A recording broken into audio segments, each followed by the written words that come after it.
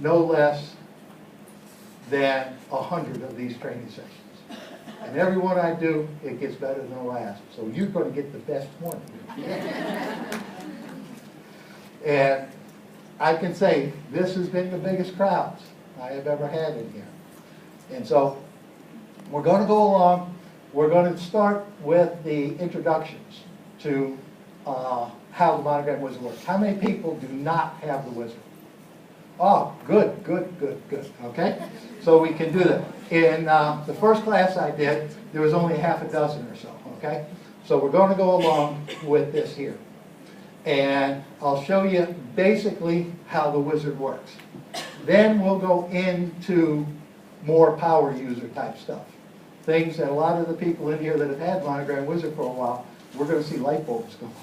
I didn't know that. And I love to see those. If you take a look, this is the Monogram Wizard here. If you notice something that's missing up here, there's no file, edit, control, or anything like that. Everything is on one screen. Everything is here. You do not have to traverse menus or anything like that to find where this other option is. Everything is right here. And we call it poke friendly. You do not have to do things in any sequence. You can do things in any sequence that you want. The only thing that you have to do at the end is save it to send it to your sewing machine. You can't do that first. You have to get some other stuff done. So, first of all, we'll start at the bottom here. And what I did was move the cursor down here to letter 1. Now, I usually get really creative when I put in letters here. And we have CRM. The only thing I did was just type those in each one of the boxes and moved it over, and we have it on the screen. Now, let's move up to the top. And these are our fonts that we have. The Monogram Wizard Plus comes stock with 55 different fonts preloaded into it.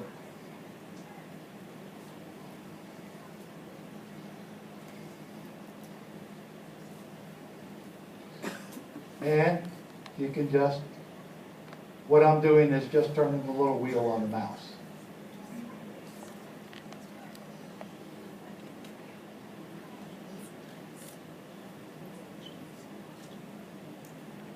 Now I'm in here. You can go all the way down and select them all the way down to the bottom. Now, the next thing, up here, we have 18 different monogram styles. And those are buttons. And a little icon tells you the sequence of the letters and the shape that it's going to go in. So if we come here, we click and it slants up. Click here and it slants down. We click here and a small letter, big letter, small letter with letter 3 in the center. Slant them up, stair step them up, stair step them down, slant them. This right here, stair steps them down, overlaps and puts 3 in the center. Vertical, small, big, small, aligned on the bottom, aligned on the top. This one here aligns them on the side. Now we get into the next 5 here, and these are distortions. What we do is we take the design and mathematically force it into the shape. Now, some fonts go better than others. Some fonts have what we call unequal aspect ratios. You know, the M is a lot longer than the I, and that could distort it. If they're equal, that works very well with these. So we'll come here.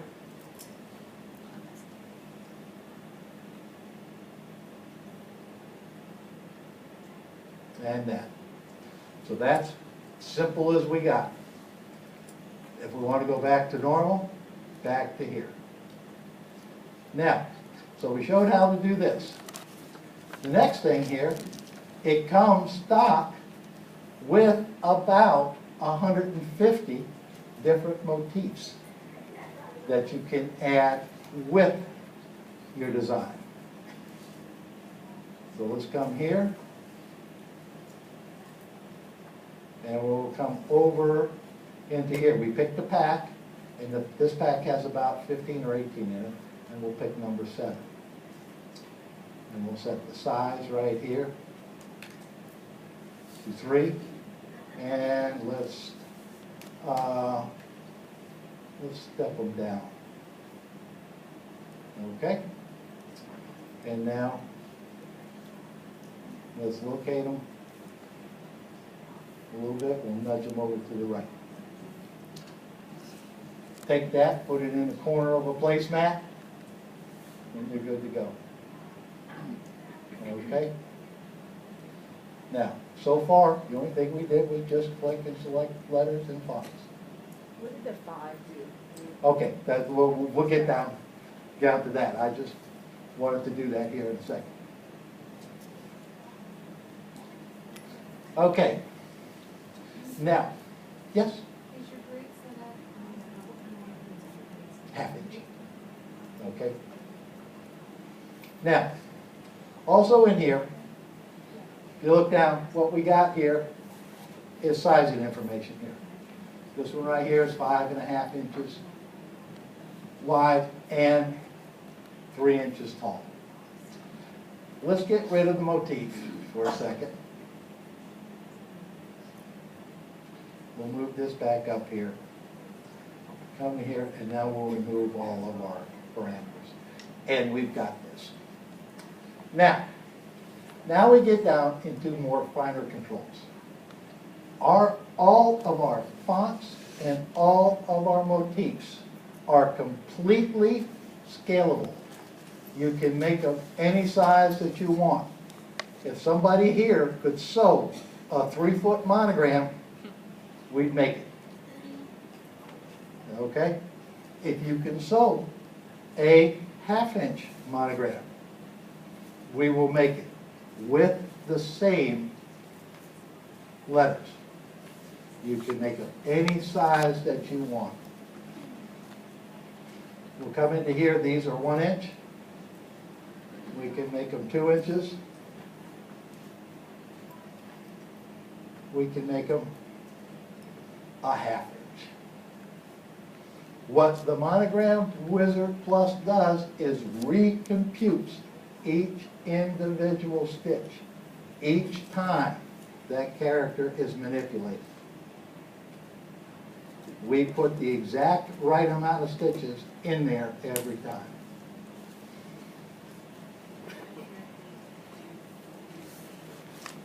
There's nothing here. I'll give the question up here front was, you have to do density or anything like that. You don't have to do that. That is all calculated by the Monogram Wizard. Completely calculated. Now, how many people understand density? Okay, let me give you a quick explanation to it. What we have here is density is set as how close the stitches are to one another. Here, when you have a density setting on a satin stitch.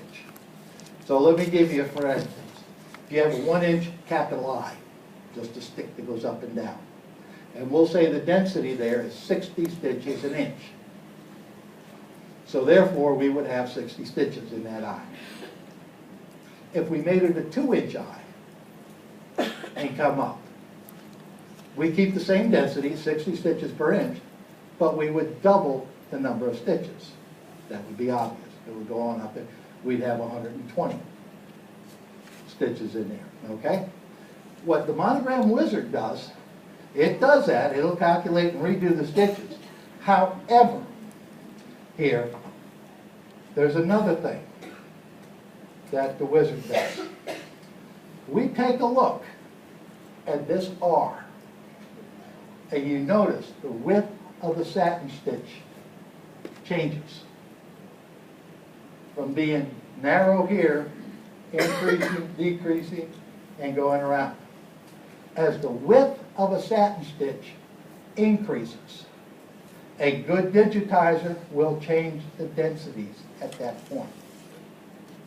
Will increase the densities as the stitch gets wider and decrease it as the stitch gets more narrow. The Monogram Wizard does that automatically for you. It calculates those. You don't have to worry about density at all on there. Yes? What about the different fabrics? How does it tell the different? It's, the density is set, and it's going to work pretty well with any type of fabric. Now, doing the different type of fabrics takes more knowledge than computer work. Okay, we teach another course that's called the Taming of the Stitch, where we talk about the impact of thread on fabric. Now, if you watch the website, we're going to be having that on our website, and you'll be able to webcast it also, and take a look at it there. Now, that is done all automatically for you, so you don't even have to think about it. It's all done back here with a heck of a lot of mathematics.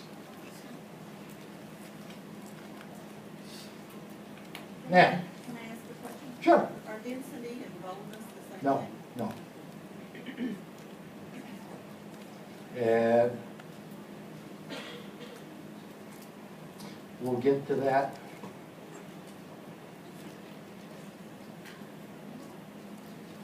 Right now, I have to reshift and get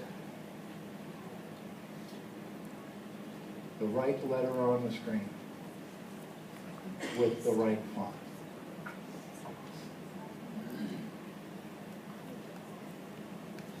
Okay, get it so we can see. Now, what I am doing right here, again, I was manipulating letter size. This parameter right here. That tells you the size, the nominal size of the letter that you're trying to get to. Now, you can go there explicitly by coming in and typing in a size that you want.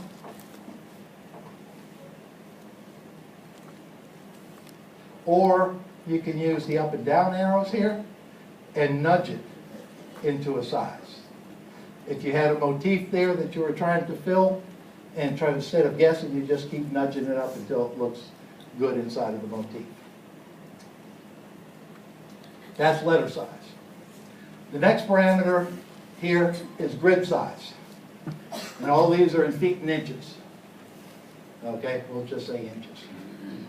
Now, if one thinks in metric, you can switch it to metric. How many people think in metric? Neither do I, okay? All right, so we stay with what we've got here. So we've got everything in inches. Now, the grid size set here is 1/2 inch. You can change it if you want. The next person that changes the grid size will be the first. It's just not done, okay? So in a future release, that's going to be leaving here. It'll be, you'll be able to set it in a preference and just leave it go like that. It's not really that important. Now we're up to boldness. Now, boldness affects the width of the satin stitch. Here. We take a look here. Let's come find my cursor. And what I'm going to do is decrease the boldness. You see what's happening to the letter? Okay? The strokes of the letter are becoming more narrow. You come up and do it. To bring the strokes of the letter more narrow would be to just change the appearance of the letter. Basically, if you're going to make the strokes less, to make it look more delicate if you want. But the reason is to increase the boldness. What you are doing when you sew a satin stitch on a piece of fabric, you have your needle come down penetrate through the fabric, comes up with the thread and goes to the other side. So essentially what you're doing with a satin stitch is tying a knot around that piece of fabric. And as that knot closes and that stitch finalizes, it's going to squeeze the fabric here. And the stitch is going to be more narrow, or narrower if that's a word, more narrow than originally planned. Now, how much more narrow is it going to be?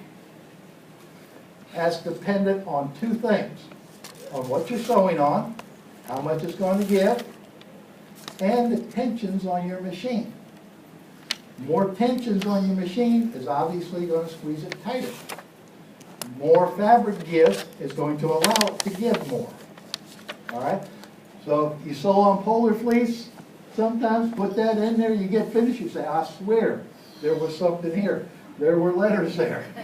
They're almost disappeared. Okay, so what you do on the front end with the wizard is you can increase the boldness, which exaggerates the width of the satin stitch. So when it goes down and hits that fabric and begins to pull, it goes back to where it's planned. Now, how much should you increase it? Okay, well, you're now getting into another area there like prunes. Is 2 enough or is 3 too many? Okay?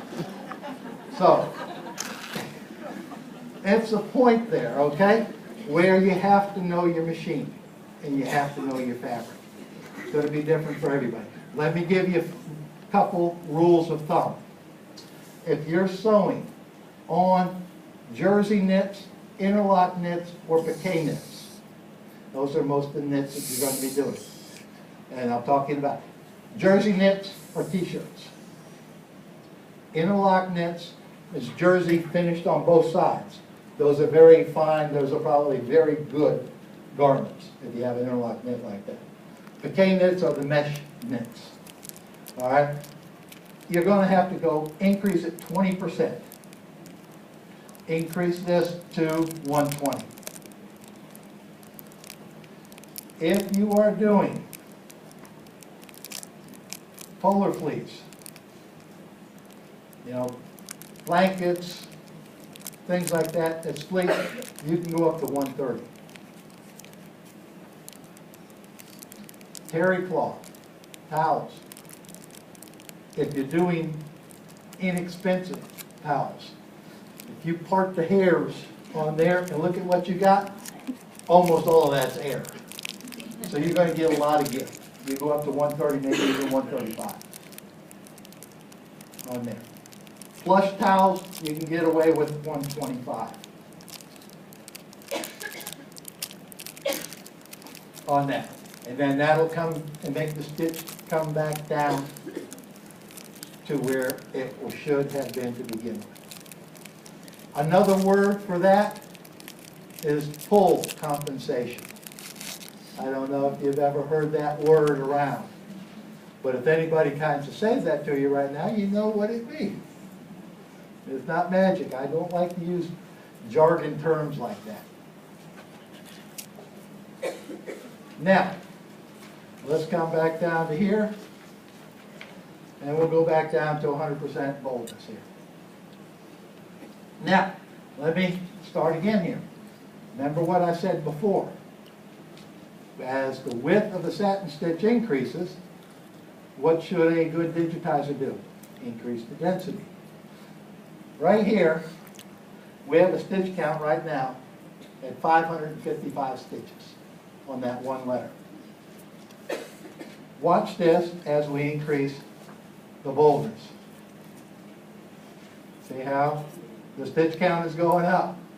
That means because the density is increasing. The size of the letter is not getting any bigger. It's just the width of the satin stitch. That's how you can see that changing.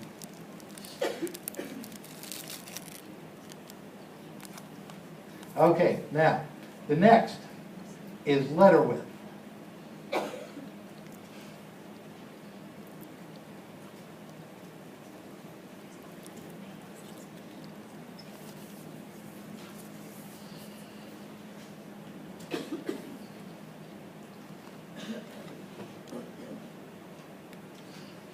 Okay, Where'd you push this now?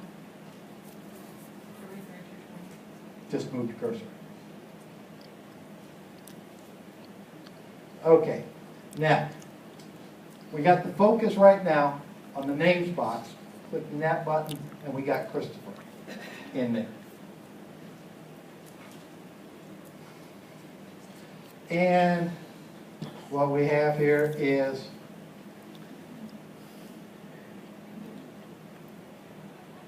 a size at 1 inch, I think. It is. Okay, now, what we have here on the length is 8.7 inches, a little over 8 5/8 inches. And we got a 5x7 hoop. Something ain't gonna make it. Okay? But we want a 1-inch letter. So now we can come over to letter width. And what this does is like you put your hands on each side of the letter and start squeezing them together. And we're going to start decreasing. And now we got it down to 6.5. We have 1-inch high letters, and this maintain basic integrity of that font. It still appears the same. Okay? And like it again, all the stitches have been recalculated. So everything is a bit better here on this. So that's what the letter width does. So if you're trying to get letters into a exact size, I want 1-inch letters that fit in 6.5 inches. You can manipulate these like this. I had a lady with emails, and it took 5 or 6 emails back and forth. She was trying to do it the other way. She was trying to set the width and make them go high. No, that's not the way. We're doing it the other way. Until she finally came out and said, okay, I have to tell you my true hair color now, okay? And I said, no. But anyway, that's how you do this. That's what letter width does. I beg your pardon? How's that different from turning? Okay, we'll get to that. That is, okay? You can do the same thing with kerning, okay? All right. Now, I have my assistant here that drops me into the next topic here. That's okay.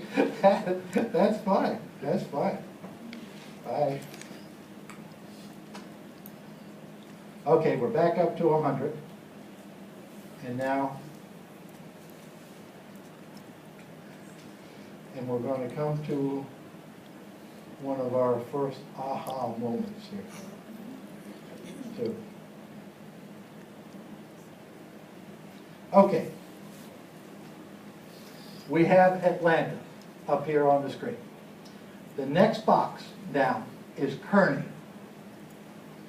I said I did not like to use printing or jargon terms, but technical terms on here, but there was no other way.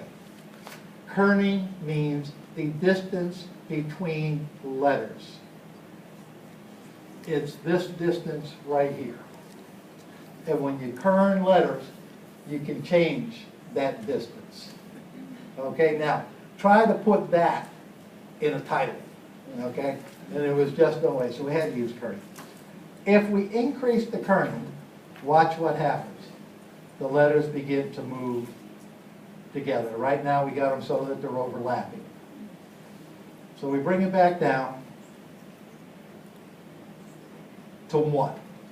And that is pretty well close enough. But if we take a look here, right here, we have a little space here, and it's coming around. But if we look here, between the A and the T, there's a lot of white space. They didn't close up good. But under further inspection here, if we take our cursor and put it here at the T and drop it down, they're okay. All right? So here's what we're going to do. We're going to put the cursor between the T and the A. You see where I did this right here? Now I'm going to type in what everybody calls it here is a secret. Okay? I typed in a less than sign. Right here. A less than sign, which is a shift, comma, or shift period, one of the two. Let me come back here. No, I still can't tell. Shift, comma. Okay?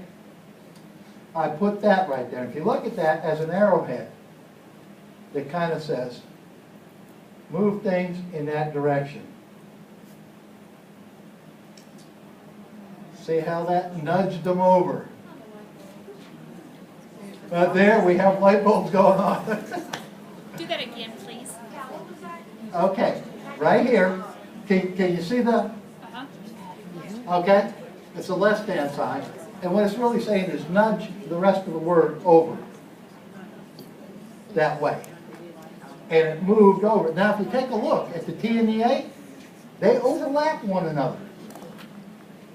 They really overlap. But it infringed on white space, so it looks good. That's how you turn the letters in. That's what I'm going to do right now. Okay, here we go. Another shift. And there we have it. So now they all look good here.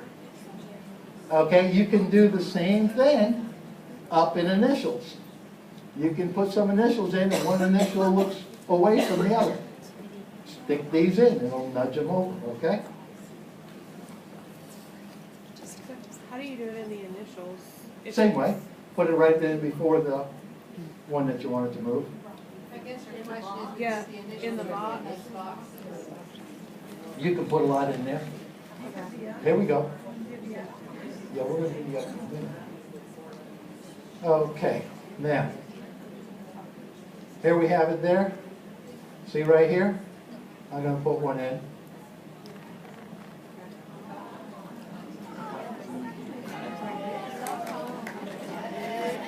You see that?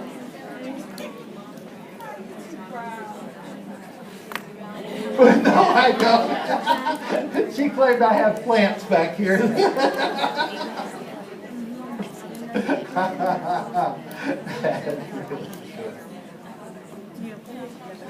Okay, that's good. Now, back to here. See this along the secret characters, okay? Let's do another one. I'm going to put one here right after, yes. Oh, yes, yes. That's in the, all of this is in the user's guide, okay? Oh, no, no. You have to be the only one that has it. Have you looked at the user's guide? Never looked at the Yeah, I know, it's on the CD. I didn't know they had on the CD. You gotta put it in the computer. Yeah, I saw that you're not alone. There is a statement in there. It says, if you see this call, we'll give you $100. We've never had to give the $100 away. Ha ha ha. Okay, now, what I did here is I put the cursor right after our first funny character here. I'm going to type in another one. This one is a shift 6. Shift 6, which gives you a caret. You know, caret, okay? Now, when we refresh the screen, it puts in a color change for you.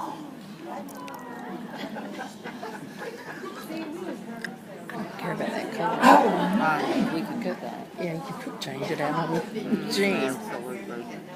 What I told you, you were going to get aha moments.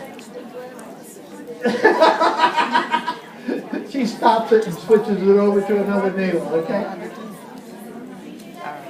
Okay. I don't load. When we locate the place where we want the color change to be, okay, and do a shift 6. Oh, it is. I beg your pardon? Yeah, right. Yes. Uh-huh. tell me what Well, you need. it with the, now, do you have a Yeah. multi-unit machine? Yeah, multi-unit machine. You'll program in the changes, and it'll automatically go. What time? It'll stop. It'll stop. Right. This one. We'll get through 5 o'clock. Well, that's already been done for you, 5. okay? Right here, we have the color sequence pattern. And it's going in order of this right here. This is the next thing where people claim that they can't change colors on the screen. Okay, so here is the color sequence. So what letter is going to show first in Atlanta? It's the first A. And what color is it going to be? So the light blue. And what's the next Hurry. one? It's medium blue, and the next one is green. All right, so let's change the green. So we come down to green, and we click on the green. What color should we make it? Okay. How about purple? Okay. All right, and how Okay. about the medium blue? All right, bye. How about if we do orange? Okay. We got to get 3 colors that don't go together good, okay? And so we come down here, That's we'll do usually this. to make that part. There we go, okay? That's all there is to doing the color sequencing on here. That would be nice to know if you need it. Oh, yeah.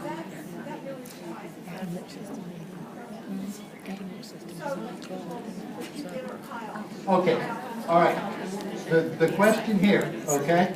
The question here is, does that suffice as a trim in here, okay, of what we're doing? There are jump stitches between each one of the letters here, okay? Now, the rules of the Monogram Wizard is it'll make a lock before a jump. And it will make a lock on the first after a jump. It'll put lock stitches in there. Okay? So, if you trim in between the letters, you have locks. It won't unravel. Now, if you are doing commercial work, how many people were doing commercial work, okay? Now, if you're running names like this, okay, a trim on your machine equals 100 stitches. That's how long it takes to execute a trim. So you could have sewed 100 stitches in that time. You have 11 letters that you're sewing. There's 1,000 stitches worth of trims that you have between those two. So what it would behoove you to do is to turn those letters so that they're as close as they can, because all of these are called closest point connect letters. The stitch goes at the closest point and disable trims. So it just sews straight across and you just leave those threads. Okay? So you can do that. Remind me when I get to the other secret controls, okay, on how to do that, okay? All right.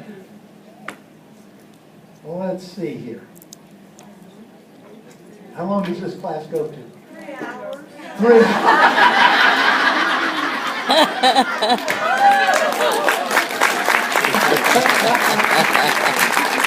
Well, we can try, okay? We can try. That's so good. Okay. Now, here we're going in to, no, we're going to go into this next one here first. When you take a design and you take it over to your embroidery machine, you take a PES file, you take a DST file, an EXP file, anything like that, into your sewing machine.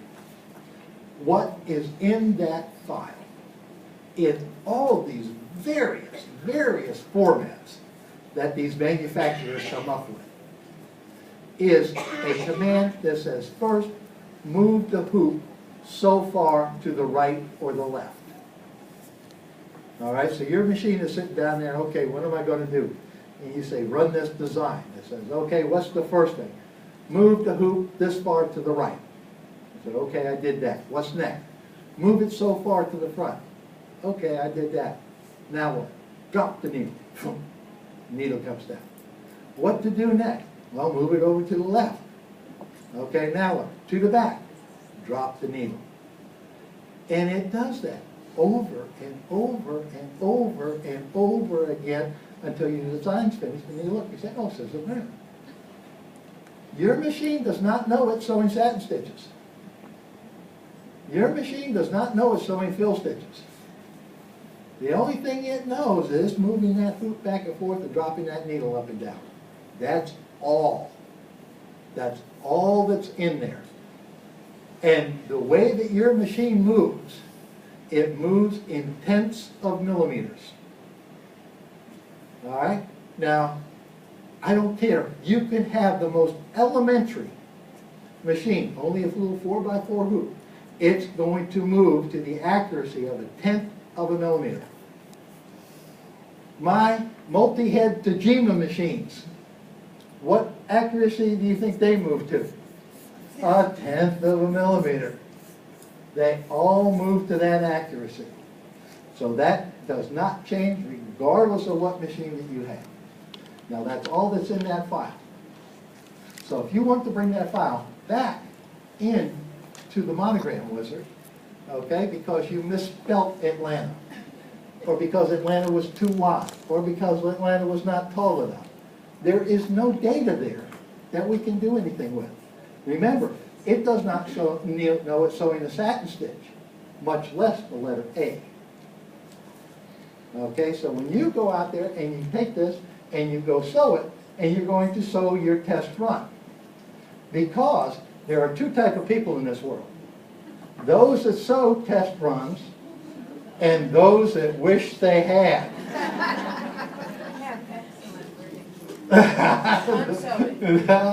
Okay, so now we go ahead and we're sewing Atlanta. Now, we take the file, we go on over here to our sewing machine. What's going to happen to that computer when we turn our back? The cats are going to walk across it, kids are going to come, let me check my email, and poof, your design's gone. Hopefully you remember what you did. Chances are, like me, there's not a chance. So here's what we have here. See where I put the mouse and it just moved? This button right here, it says Style. We're going to come here and we're going to click Style. And it says here, select the existing style that you wish to change or enter a new style name. So we're going to enter a style name here, and we're going to call it ATL Multicolor. And we're going to save this. So now we're off sewing our sample, and somebody comes here, and the wizard's gone. But because we did the style, we can come here, and I'm over here at Style Control. And I got ATL MC. Bing, bing, bing, bing, bing, bing. Okay, there's another one. Okay? So you can save those all, okay? Now, always been there. See, did you get the $100? Okay. Now, how many of these can you save? Too many. You know, so don't load them up. Here's what you do. Here's what you do. You set one up that's called WIP. And that'll sort to the bottom. And that stands for work in progress. So anytime you finish one that you're going to do, come down here and save it in work in progress. And what you would do here is this. You would come up and hit your style, and you say, select the ones that you wish to change, and you come up, and, I don't know, I might have a WIP. I do. I have a WIP in here. So I just save it right into that and say save. And so that's always in there. Then, if you get, like we'll do next here, you get a neat looking design, okay? You say, ooh, I'm going to save that so I can restore it and just change the letters in there and use it again. Okay, if you get one like that, you say neat towel design or something and save it like that. Yes, ma'am? So does that serve the purpose of the file name or for people more in? You just save it there. No, it stays with the wizard forever. But is that a folder you're adding things to? Yeah. Or you keep writing on top of it? No, it's a folder you're adding things to, and it's in the Monogram Wizard folder. He keeps track of them in there for you, okay? Okay, yeah. Okay, all right. Yes, you can. We'll see, we'll come down here, and we'll say we're going to go to this one, and we're going to go ATL script, and we're going to delete it. Okay? Save makes the design for your sewing machine. Okay? It converts them into left, right, down, okay? All right? In here. So, that's what we got with there. So now you can set up here like that. And then the next question I have is, well, how can I get rid of what I have on the screen? Okay? And I said, well, what we saved for you here was a design, was a style that says clear. That sets things all back to normal. Okay, you go to style control to clear your screen, set things all the way back. There's a style in there that says clear, and just click that. Okay, now, what we have here is layer tabs going across the top of the screen. What this means is that you've done something on a piece of paper, you've drawn on there. Well, I need something else. You take another piece of tracing paper and lay it over the top. And you can draw more there. Okay? So all of a sudden you can start working with multiple fonts or multiple motifs on there. And you do those on each one of the layers. So let's start here. And we're going to come in and we'll stick an M. And now we'll come down to the best looking M in the free world. Here, okay? Now, as far as monograms are concerned, I don't like rules. I like to make designs better than monograms. I like to come in there and almost build a logo, if we said it the same. And a lot of times the letters kind of talk to me on what they want. Like this M right here says I need something above those two pearls there. So let's try this. We'll come over to layer 2 and we'll type in the letter R. And we got an R. Let's select another font. And we'll do Sydney. Let's make it smaller. We'll go to 1.6. Let's make it narrow. We're going to do this to it. And let's slant it up and let's see what we have. Then we'll go down to the external features thing and we'll click this and we'll drag him right to here. Where's external features? Down at the bottom. Yeah. Okay, This, gotcha. what I just did with the click and drag is with the extended features. That's not with the standard Monogram Wizard Plus. Okay, you would do this. See, if you wanted to move it, That's where I moved this 5 the other time and used the nudge keys. 5 moves him in big chunks. 1 moves him in small chunks. So if I wanted to adjust it to a fine, I'd move it down to 1.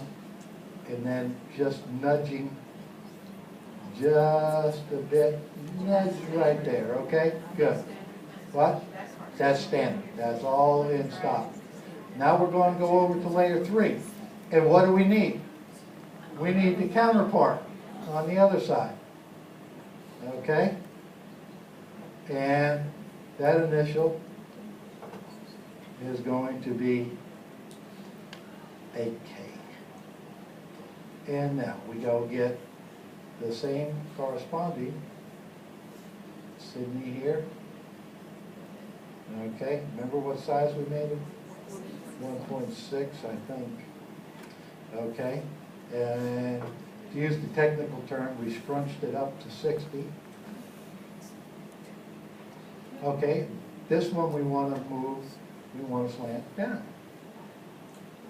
And drag it over to here. Okay? Now we'll take a look at them in all, so we can see all. And let's change some colors. Let's get them all the same color.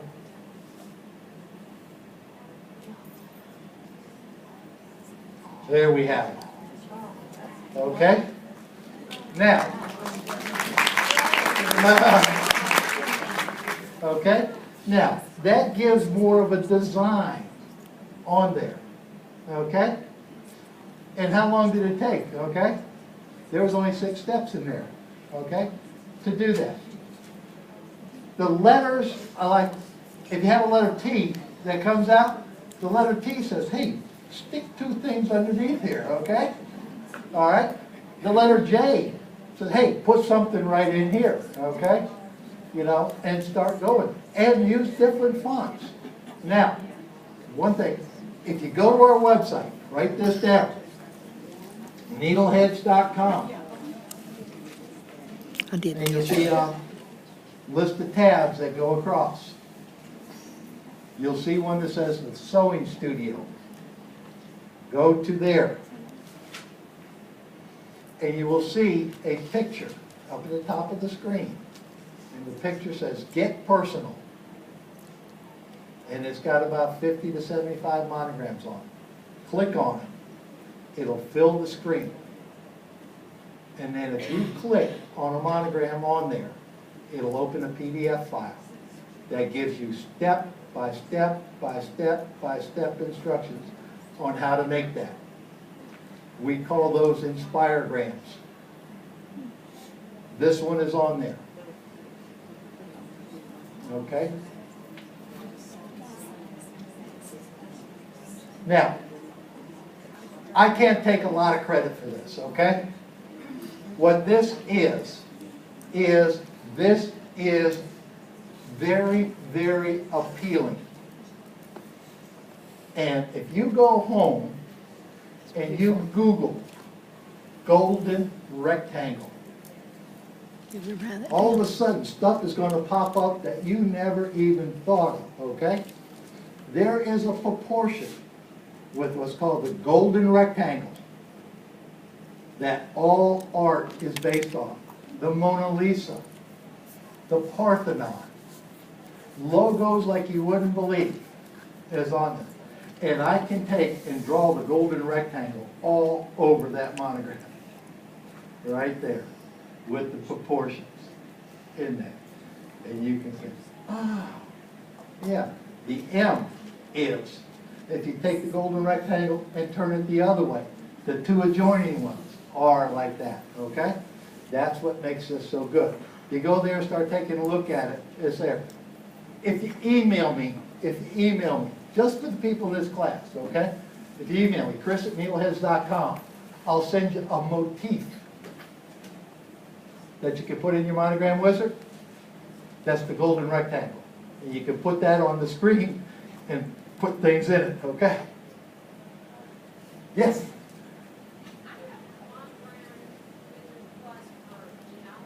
Yeah. Is that The question is, she has the Monogram Wizard Plus Janome Special Edition. And what that is, that comes loaded with a lot of fonts. And you can import external designs. Okay? Okay. You can't do the extended features with it. You can't upgrade it today. You gotta click and drag. Okay. Now, later on you'll be able to. We'll make an upgrade for you. Okay? Yes. Well, no. If you make the letter too big, it'll transfer into fill stitches automatically. Automatically. Or you can override it on the bottom. We'll go over this real quick because I think I'm over time here. Okay? Right here, see the satin and fill buttons? You can change them to whatever you want. If you want this to be fill stitching, you just click here and everything gets changed to fill. If you want it back to satin, you can do it in satin. Okay? Yes? I guess a suggestion, I get really frustrated when I'm looking for a font and This guy doesn't have. doesn't have any lowercase. Is there any way that you can denote, maybe with an asterisk or something? You can do that yourself if you want. Okay? Just go into the folder and rename the file. Put an asterisk in front. Go into Monogram Alphabets folder in your Monogram Wizard and rename the fonts. Yeah, okay? All right. Okay, yes. What was that again? What? Okay, as you're stepping through the Monogram fonts on here, and you have lowercase on the screen, you're going to hit one that says, hey, this don't have lowercase. Okay? So you like them stacked all together, okay? You can go in and rename your fonts. You know, you have the ones that have lowercase and make X on those or something, and they'll all group together. Okay. Oh, yeah.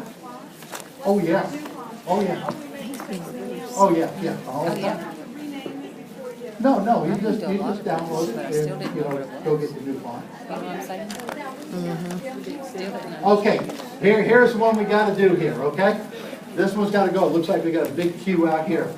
A lot of times when you're sewing large letters, you can have a dimple in the center, okay? The reason for that is there is a limit on the stitch length that your machine can make. It's like your stride is only 2 feet. Now, if you got a mud puddle that's 3 feet across, you're going to get a wet foot. That's what's happening here. Write this down. You type Control D, D as in Delta, anytime before you save your file. And if it finds that stitch in there, it'll remove that dimple by making a jump stitch. Those of you that have multi-needle machines, no problem. None whatsoever. Those that have single needle machines, you have a 90% chance of it doing well. If your bobbin tension is a little tight, it might loop. But chances are it'll be okay going across there. Control D, yes. Before you save it. Everybody in here, there's a Monogram Wizard group that someone started, I'm not sure who, but we all get together and talk about this and help each other. It's on Facebook. Join it. Monogram Wizard Plus group. On Facebook. Monogram Wizard Plus. And